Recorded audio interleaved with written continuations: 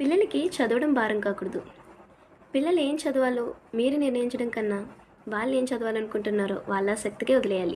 పిల్లల ముందు పుస్తకాలు కానీ న్యూస్ పేపర్స్ కానీ చదివేటప్పుడు మీకు నచ్చిన లేదా మీరు నేర్చుకున్న అంశాన్ని కలర్ పెన్తో హైలైట్ చేస్తే ఇది చూసి మీ పిల్లలు కూడా ఈ పద్ధతిని అలవాటు చేసుకుంటారు.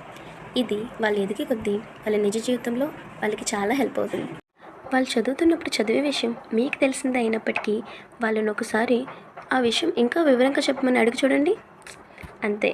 వాళ్ళు అలాంటి సందర్భంలో ఎలా బిహేవ్ చేస్తారంటే వాళ్ళు మీకు వివరంగా చెప్పడానికి చాలా ఉత్సాహంగా చూపిస్తారు. పిల్లలకి పుస్తకాలు చదవడం ఇష్టం లేదనుకోండి, వాళ్ళని బలవంతం చేయొద్దు.